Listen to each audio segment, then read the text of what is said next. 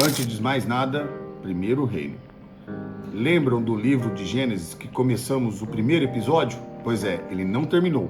E hoje nós vamos falar sobre as 7 verdades essenciais que vão tratar todo o restante da Bíblia. Nós vamos falar sobre temas importantíssimos que você precisa gravar. No primeiro episódio, eu falei sobre capítulos, e na verdade era sobre livros. São 66 livros na Bíblia. E eu vou falar hoje ainda sobre Gênesis, tá bom? Então, fiquem comigo, se inscreva aqui no canal, curte e compartilhe com seus amigos. Vamos lá? 7 verdades essenciais, as quais se baseiam o restante da Bíblia. O primeiro deles é que Deus existe, e o passo importante para você entender isso e agradá-lo é reconhecer a sua existência. Esse é um passo fundamental, reconhecer a existência do Deus Criador, onipotente, onipresente, onisciente. A primeira verdade é que Deus existe. E o passo para você agradá-lo é reconhecer a sua existência. Deus é onipresente, onisciente, onipotente. Você tem que entender que Ele é o Deus, que Ele existe.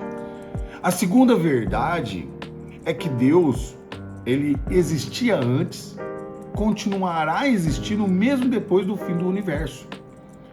Essa é uma compreensão que nós devemos ter, que se nada existia antes, Deus já estava lá, mesmo do nada, no universo, porque Ele criou o universo, entende?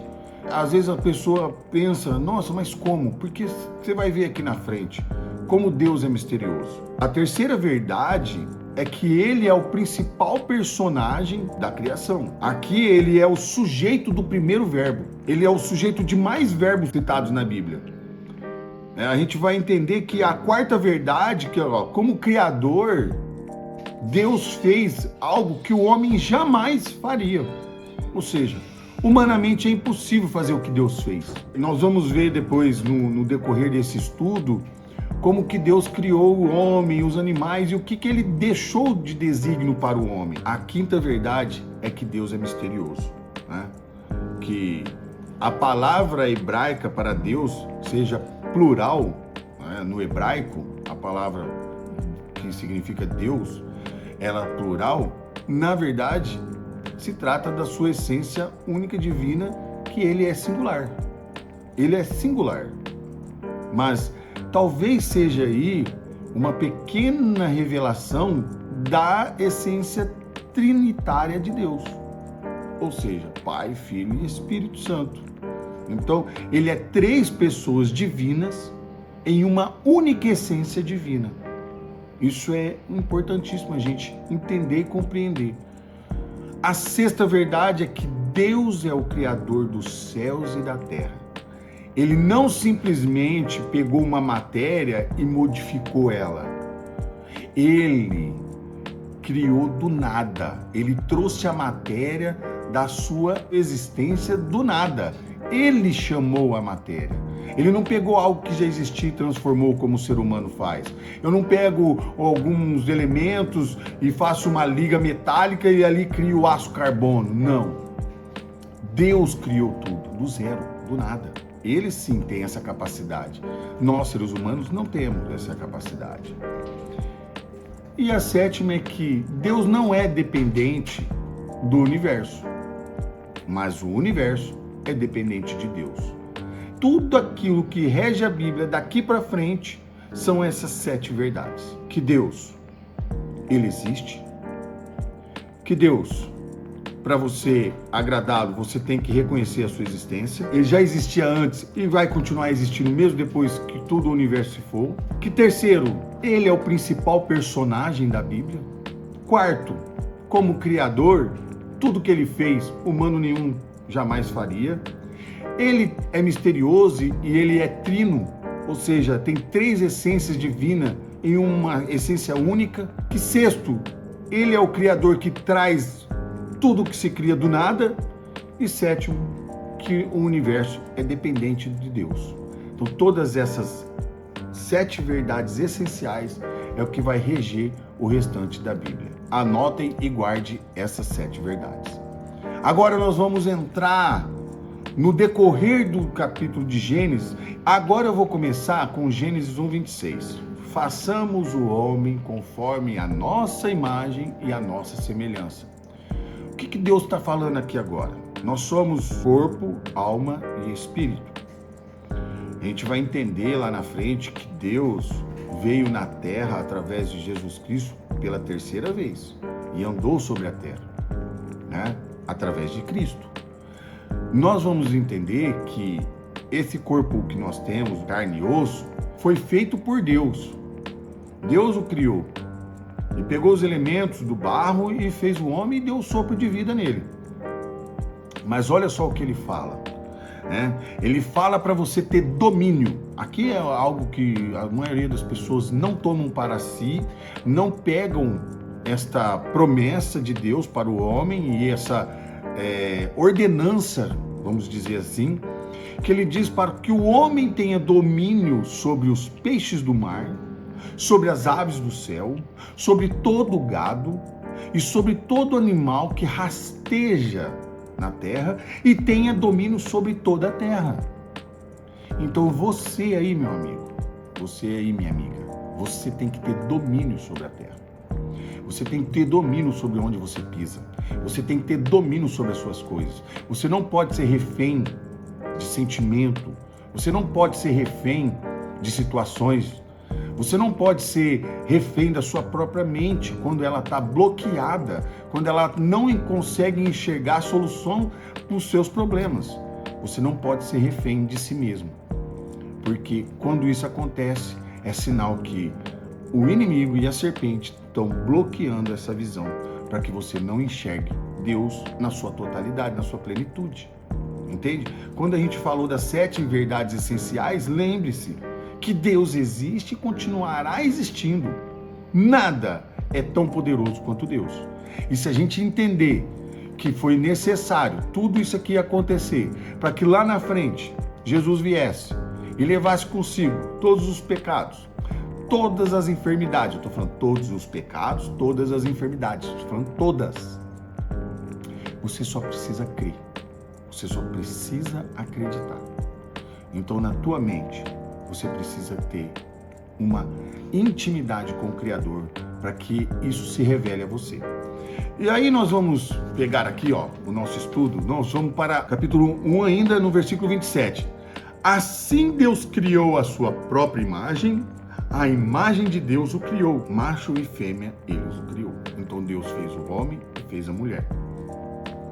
Quando a gente entende que Adão estava no paraíso, no jardim do Éden, e ele dava nome aos animais, tudo que ele via, e Deus sentiu que o homem, que Adão, estava sozinho, não tinha uma ajudadora adequada para ele. Nesse instante, ele faz Adão entrar em sono profundo, retira de dentro dele uma costela e faz a mulher. Olha só que legal, ele não tirou a mulher da cabeça para que a mulher não fosse subjugar o homem.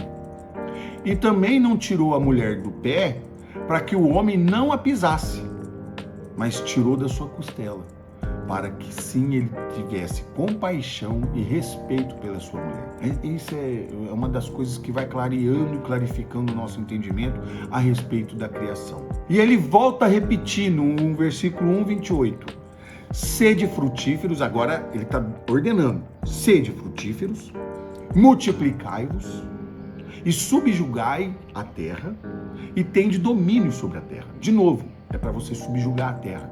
Porque a terra, no instante em que o homem e a mulher pecou, a terra foi amaldiçoada. Porque Satanás, através da serpente, inseriu o mal no mundo. E o mal, não é que o mal exista, é que, na verdade, o mal é a representação da distância das pessoas de Deus. Como se não houvesse intimidade com Deus. É a falta de Deus. O mal é a falta de intimidade com o Criador, é a falta de relacionamento com Deus. Por isso que nós vamos entender o que aconteceu entre Caim e Abel. Para você ter uma ideia, Deus fala assim para Caim: tudo que fizeste, fizeste bem, faça bem, para que o pecado não ronde o que você esteja fazendo. E depois do 1:28, vem o 1:29, ele fala assim, ó: Deus nos deu todas as ervas que dá sementes e árvores que dá fruto e que também dá sementes. Ou seja, Deus deu tudo para o homem. O homem só precisava esticar a mão e pegar aquilo que ele queria comer ou obter. Ele não precisava ter muito esforço. Mas aí começa a treta do universo. Adão e Eva foram orientados a não comer e nem pegar o fruto da árvore da vida. E quando a serpente vem e fala para a mulher que se ela comer aquela fruta, ela seria como Deus e que ela não morreria. Então aguçou muito a sua curiosidade. E Adão, que estava ali também, o que ele fez? Ele usou a mulher de cobaia. Ele ficou quieto. Ele poderia ter impedido ela, mas ele não impediu. Ele deixou ela comer para ver se ela ia morrer instantaneamente. Como ela não morreu instantaneamente, ele também foi lá e comeu. Na verdade, eles não tiveram nenhuma reação divina, nenhum poder divino sobre eles. Mas sim, eles tiveram um reconhecimento de medo e vergonha. Olha para você ver. Então eles olharam um para o outro e descobriram que eles estavam nus, que eles tiveram essa consciência. Então quando eles comem o fruto da árvore da vida, ali está instalado o pecado na humanidade. Na sequência, Deus vem e pergunta a Adão: Adão, onde tu estás? E Adão se esconde. E aí depois ele revela que ele estava nu e estava com vergonha. E Deus fala assim: mas quem te disse que estás nu? Aí ele revela que e joga a culpa em quem? Olha só como é que o bicho é veiaco. Jogou a culpa na mulher. A mulher que tu me destes. E a mulher, mais veiaca ainda, jogou a culpa na serpente. Ou seja, quem era a serpente?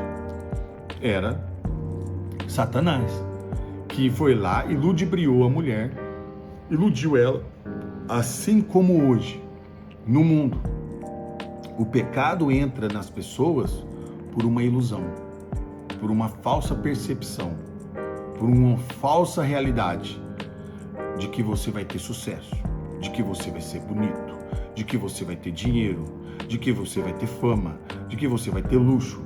Ou seja, tudo isso é a falsa percepção da realidade. Na realidade, você não precisa de luxo, você não precisa de fama, você não precisa de nada disso para ser feliz.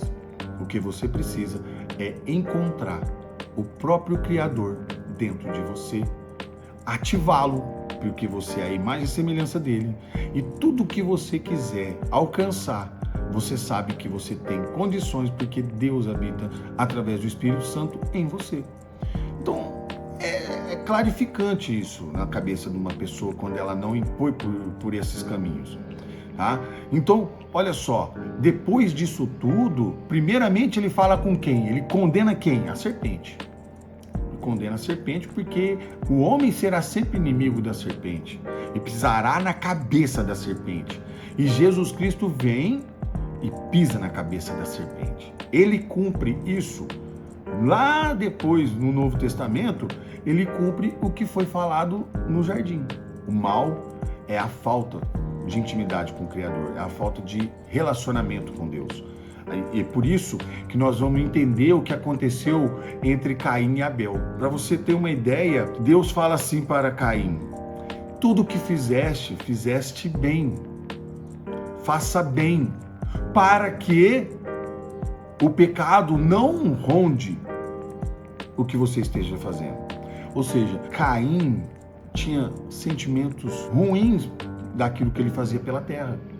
Porque a primeira oferta que se encontra na Bíblia é a oferta de cereais. E Deus não se agrada dessa oferta de Caim. Por quê? Porque ele fez sem vontade. Ele fez mal feito. Ele não fez de coração. Enquanto Abel pegou as suas primícias dos animais, aquilo que ele estava pastoreando, ele pegou as primícias, os melhores, e ofertou para Deus. E Deus se agradou. Nesse instante, Caim ficou irado. E Deus já tinha alertado Caim sobre o pecado que está dentro dele. Então ele tinha pensamentos pecaminosos. Tanto que ele leva o irmão para o campo e mata o irmão. E aí nós temos o relato do primeiro assassinato na Bíblia.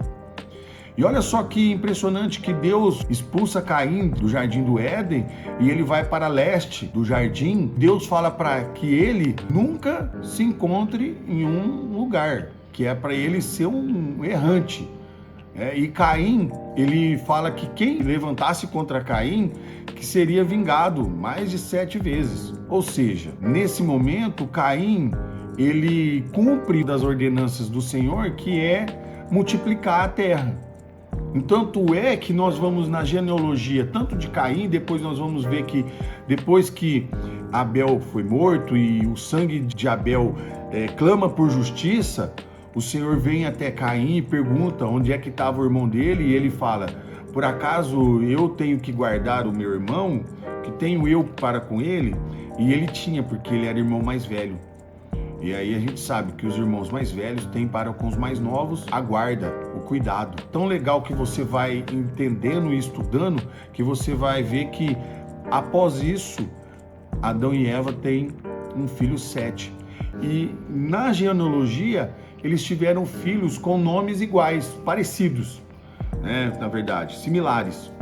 E a gente vai ver que chega no momento onde Caim constrói uma cidade. E ali Deus vem de novo alertar, porque não era para ele ter feito uma cidade, não era para ele ter parado, era para ele ter sido um nômade, não era para ele ficar num lugar estagnado. E aí a gente sabe tudo que vem acontecendo, a gente vai chegar lá na linhagem dele, onde nós temos Tubal-Caim. Que Tubal-Caim é quem? É o pai da indústria, é aquele que começou a fazer artífices com cobre e com estanho. E aí ele começa a produzir ferramentas, armamentos, enfim, ali começa a origem da indústria. E do outro lado, na linhagem de Sete, nós vamos chegar em Noé, nós vamos chegar na linhagem onde Deus vai caminhar com Noé. Noé tinha 500 anos quando o Senhor aparece para Noé. E ali começa a andar com ele e começa a dizer para ele o que ele deveria fazer. E aí nós vamos ter um estudo somente sobre isso. E nós vamos falar de Noé até chegar em José do Egito. Mas hoje eu queria falar com vocês até esse ponto aqui. O ponto onde Caim comete o assassinato, o sangue do irmão clama por justiça. Logo após, Adão e Eva têm os Sete. E Sete, filho que vai dar a linhagem até Noé. Então a gente nota que como Deus, ele continuou mesmo depois de Caim tendo feito tudo que fez, ele ainda cumpriu algumas das ordenanças do Senhor. E Deus, querendo ou não, abençoou algumas das linhagens de Caim. Porque nota-se que logo no mesmo sentido que Sete vai tendo seus filhos, o nome do Senhor é clamado novamente. Então eles começam a clamar ao Senhor, ou seja, começam a orar a Deus, começam a reverenciar a Deus. E uma das coisas que eu aprendi é que temor ao Senhor são 4 palavras. Você tem que amá-lo, respeitá-lo, reverenciá-lo e confiar nele. Então, quando você tem essas 4 atitudes, você teme a Deus. Não é medo de Deus, não é temer a Deus, é temê-lo. Ou seja, amar, respeitar, reverenciar e confiar. Por isso, Primeiro Reino. Muito obrigado, esse é o 2º episódio da nossa série Primeiro Reino. Um abraço, siga o nosso canal, se inscreva e compartilhe com seus amigos. Muito obrigado, tenha uma ótima semana.